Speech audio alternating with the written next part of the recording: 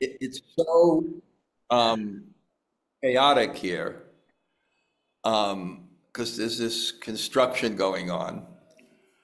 Um, and I can't explain the logic of how Indian people work. I don't even know half the things that are happening. Okay, thank you. I somehow thought it was 5:30 here, but actually it was 5 o'clock it starts. Okay, we'll start. Reading from Bṛhad-bhāgavatāmṛta, um, chapter 2? No, chapter 1. What chapter are we up to, Rati? Wait, let me figure it out. We're in chapter 2. Okay, chapter 2, text 109. Okay? Om Namo Bhagavate Vasudevaya. Om Namo Bhagavate Vasudevaya. Om Namo Bhagavate Vasudevaya. Loka-śikṣā-hitārthaṁ tu kurvann āste mahat tapaḥ. Dhanur-vidyā-gurur brahma cāri-veśo jaṭā-dharaḥ. Living there as guru in the science of weaponry, he dresses as a brahmacārī, his hair is matted in locks, and performs severe austerities as an instruction for the benefit of the world. Lord Narayana teaches the world how to perform austerities for spiritual advancement. He carries a bow and is expert in its use. Om Jnana Timirandasya Gananjana Shalakaya Chaksur Udmilitam Yena Tasmai Shri Gurave Namaha. So please excuse me for being a little bit late.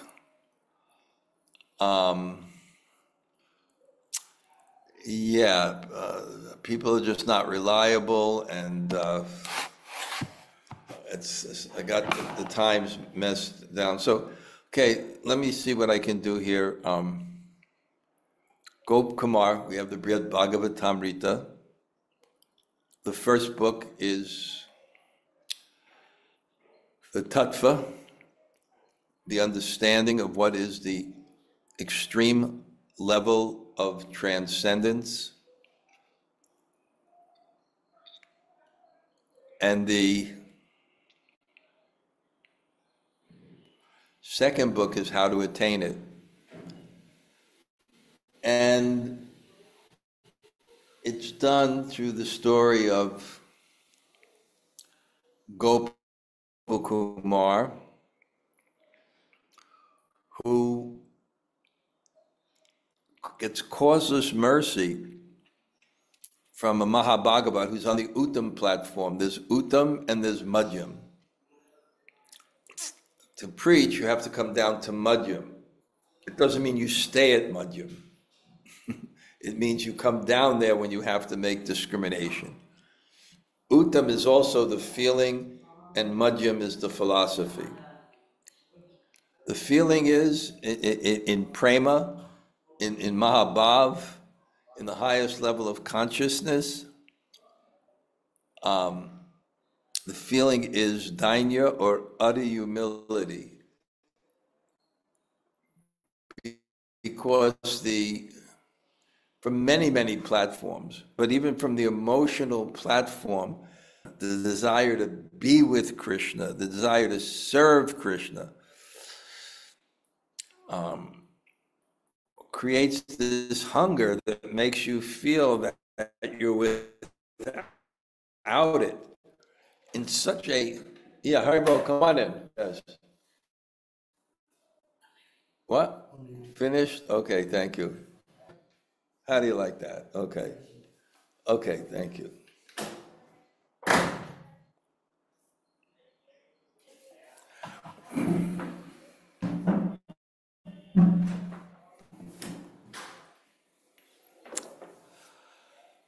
It creates such an intensity.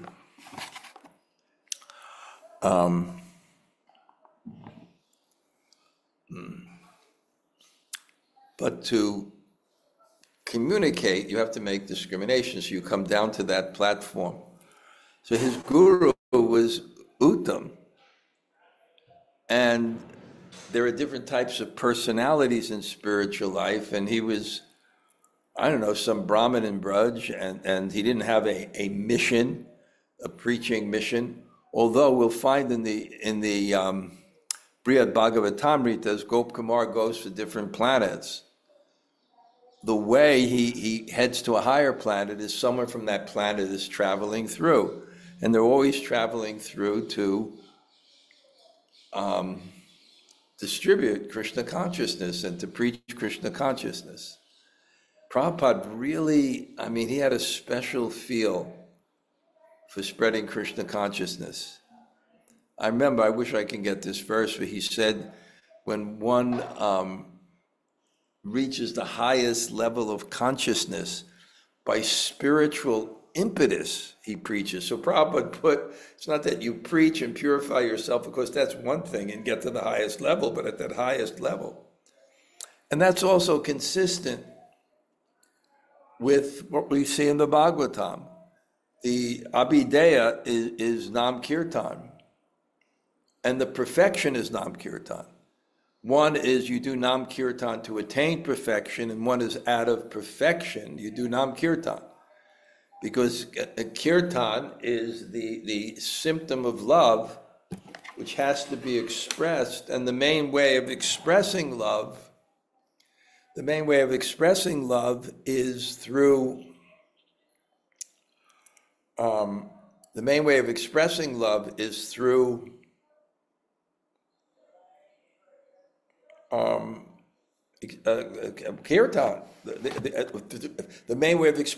is the expression of love through kirtan.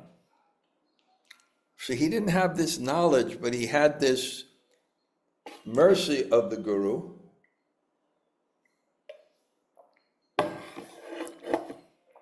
In times of a divine consciousness, which awakened his nature, and a real thing that we watch in this story is that the main thing that carries us forward in Krishna consciousness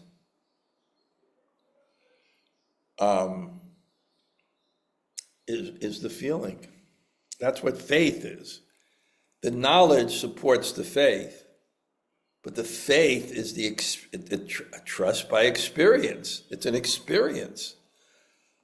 Unflinching faith in something sublime. It's an experience of sublimity. And that's the main thing. I don't even think, he has his faith in his Ishtadev, his Madan Gopal, but I'm not even sure, because that the mantra that you get has a deity. And that becomes your Ishtadev, the God that you desire. And that faith is carrying him forward. And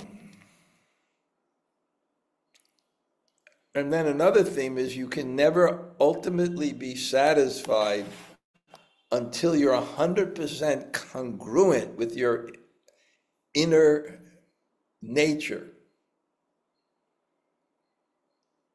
With your inner nature.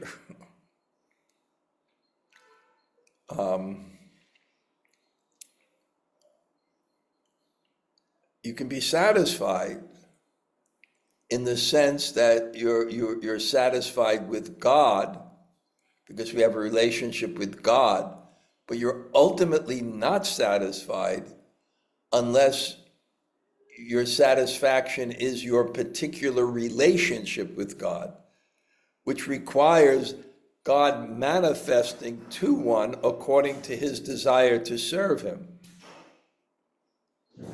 According to our desire to serve, God appears. If you want to worship God as a parent, then God has to manifest, and the mood of parental love is literally called anugraha, or mercy, which requires, to fulfill that sense, someone who is in need. Therefore, to satisfy that love that one wants somehow, and God wants, but that happens to be your receptacle, your nature, your cosmic position, then God will satisfy you by manifesting as a child who is the object of mercy. God is not the object of mercy, God is the subject of mercy. So, that lobha, bhava mayi, that's the driving force. That's the driving force. And it's carried in here to Gop Kumar to Tapaloka, because he was in Mahaloka where there were great rishis, but they were respecting the 4 Kumars who came from Tapaloka. So he also had that, I want that, I have to search higher. I don't stop. I don't stop until I find the perfection of the perfect object of love, which is God, in the relationship that we have for him. He will not stop, so he keeps on moving. He's very persistent and very attached to his mantra and very attached to the instructions of his guru to chant that mantra. And somehow he becomes attracted to Tapaloka, and then he wants to leave because people, the deity of in Tapaloka is the person's mind. And there are 7 types of deities. Maybe the mind, the vision in the mind. And when he wants to leave, Pipalayana Rishi preaches to him about the importance of the mind. And we went over that before.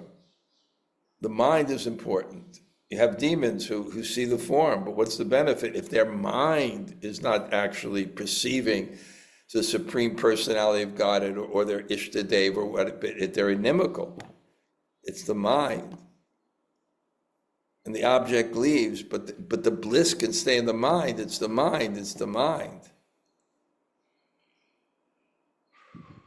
And finally, Pipalayana Rishi basically tells him, and this is an interesting point, because the ultimate tattva, the ultimate philosophical point, of course it's the mind. What the spiritual master finds the ways and means to engage the disciple in devotional service. And the highest principle is to think of Krishna and not forget him. So of course it's the mind. Of course the mind is, and smaran is the most important in a sense. But the question is, what is the most effective way to think of Krishna and to invoke the mercy of Krishna, to be able to think of Krishna, the essence of all advice, tanama rupi charitari sukirt, to chant all kirtaniya siddhahari, to chant always, to purify your heart. It's Harinama, Harinama, Harinama, Eva Kevalam, Kalo Nasteva, Nasteva, Nasteva. There's no other way, there's no other way. Because it's the most effective way of thinking of Krishna. Nam Kirtan is the most powerful way to actually think of Krishna. Because Nama Chintamani Krishna Chaitanya Rasa Vigraha Shruta Purno Nitya Mukta Binatvam Namanamino. Binatvam Naman, there's no difference between the name of Krishna and Krishna. So if you're chanting and you're hearing and you're remembering the name, because it's Krishna, Krishna, according to our devotion, may reciprocate with us, just like a person before us He can be a stranger or he can be our friend. But it is up to the person.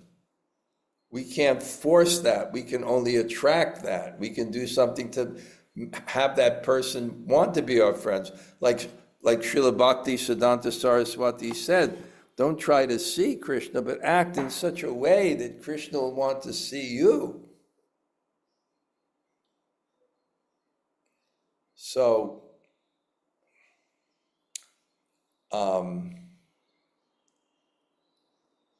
that Nam Kirtan, Nam Sankirtan, most effective way to yoginam api sarvesham madgatena taratmanam shradhavam bhajate yomam same yuktam mato mataha. Of all yogis, he who worships me with faith and devotion. The efficacy of a yogic process is absorption of the mind in the object of meditation. And Nam Sankirtan is the best way to absorb the mind, and if it invokes that devotional feeling, then Nam Prabhu may manifest his rupa, his form. He may manifest his guna, his qualities, and ultimately his lila. And the parikas are associates of God who are serving him. And this is our way of understanding our relationship with Krishna. And if we chant sincerely in that way, then the Nam will reveal the rupa, the guna, and the lila, means you'll see the associates of God in relationship to God. And chanting at that level of purity, you will become attracted to serve Krishna as one of the residents of Vrindavan. And then you have your lobha or your desire, either in this life or the last life. People who generally have it from the last life, you see these rare souls that immediately have awakened a relationship with Krishna. So what's happening in this verse today is Pipalayana Rishi said, okay, if you're so fixed, this is not our idea, if you're so fixed on seeing God, we're telling you, meditate on God, see God in the mind.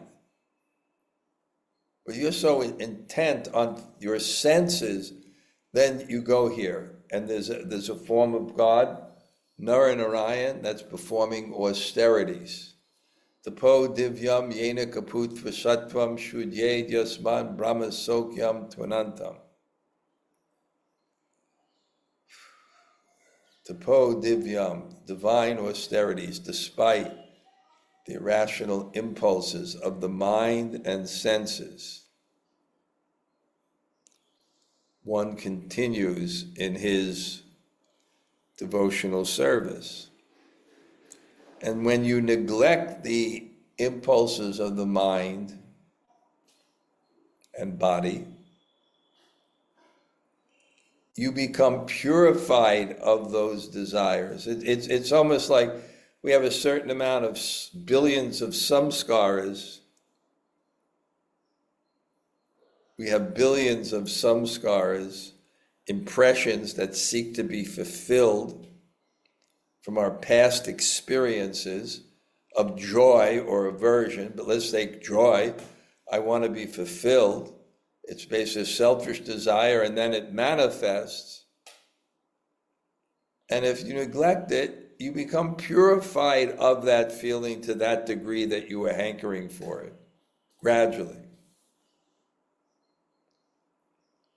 So Narayan came to actually demonstrate and inspire people to perform some austerity, to purify one from the bodily and mental condition of life, which is very difficult to do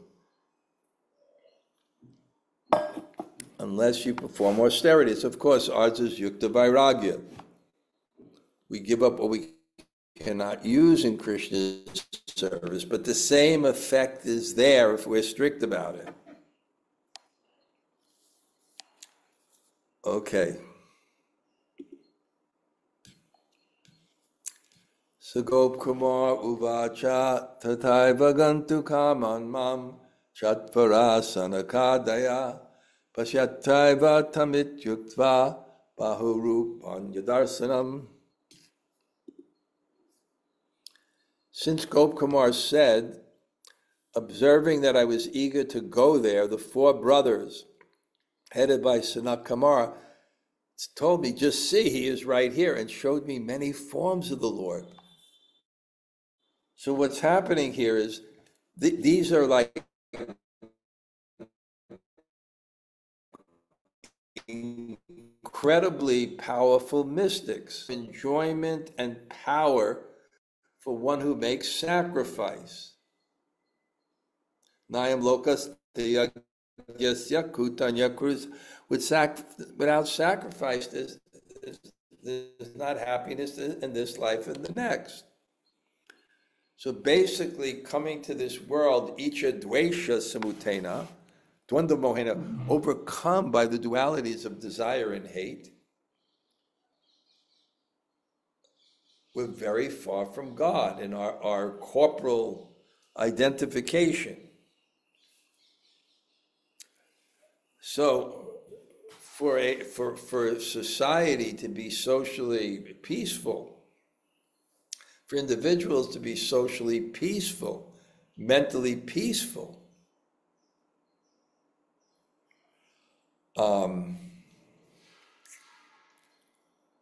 they have to somehow or other control their impulses that compete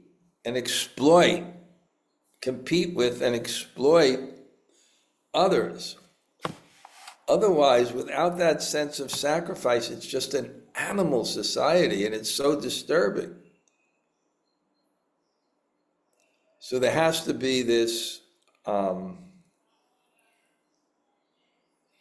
sacrifice.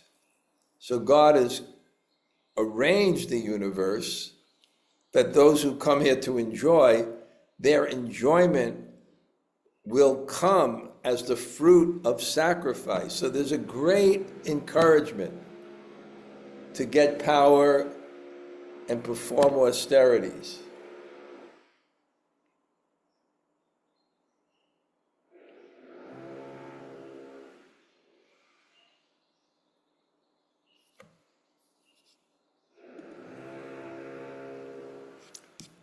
So with that comes certain powers.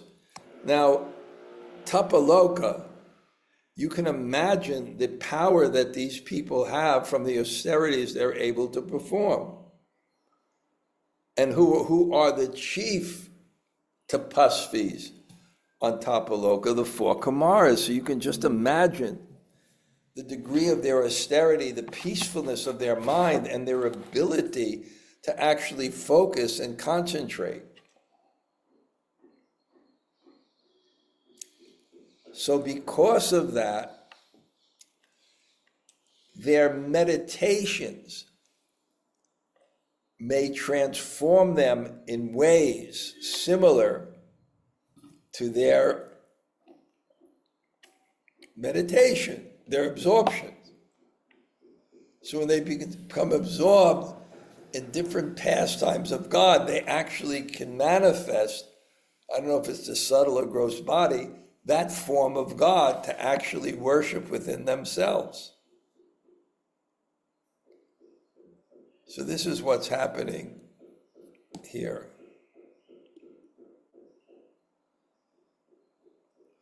Go observing, just see, it's right here. So he showed him many forms. Eko Narayano Vrito Vishnu Rupa Paro Bhavet Anyo Yogeshva Rupo Bhut Paravivinta Rupavan. One brother assumed the form of Narayan, another Vishnu, another Lord of Sacrifice, and the last assumed several different forms. Purport, the first brother, Sanaka himself, turned himself into a form of Lord Narayan. His other brother showed Lord Vishnu forms. His other brothers showed Lord Vishnu who appeared on Mahaloka, and as several other avatars of Vishnu.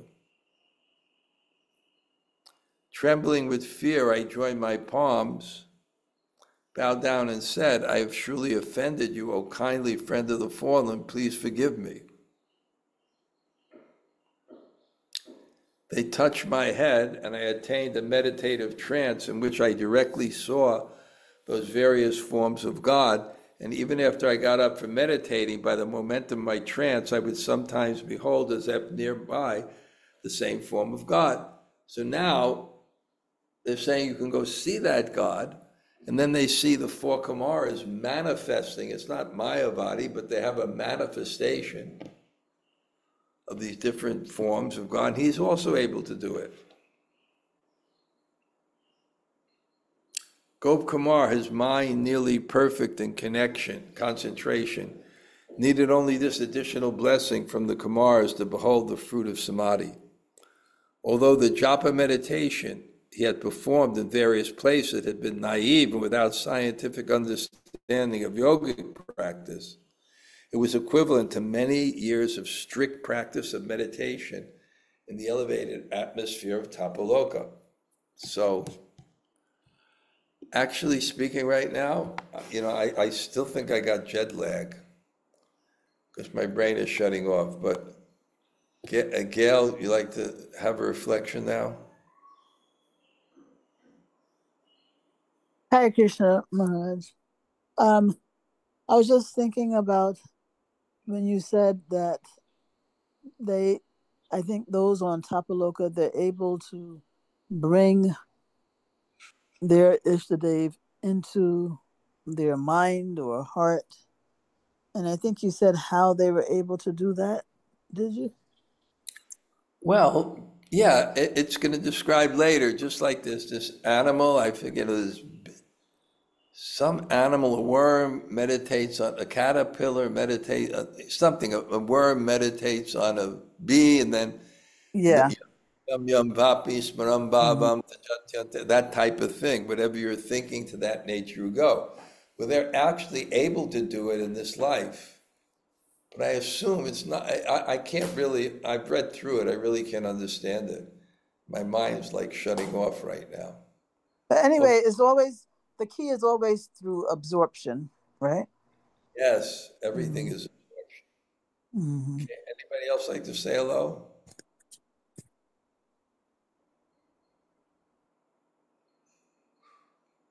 Okay, I'm exhausted. I'm probably gonna go to bed. Hare Krishna Maharaj. Hare Krishna Bye. Maharaj. Thank you for class.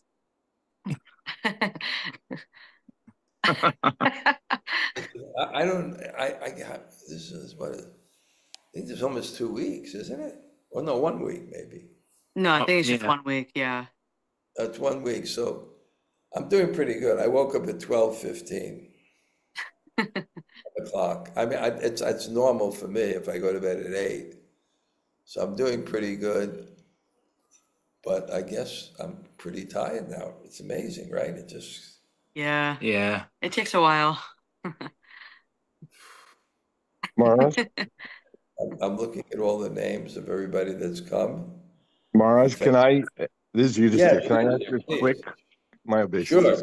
Can I ask a quick question sure. about, and I empathize with jet lag, so sorry. Yeah.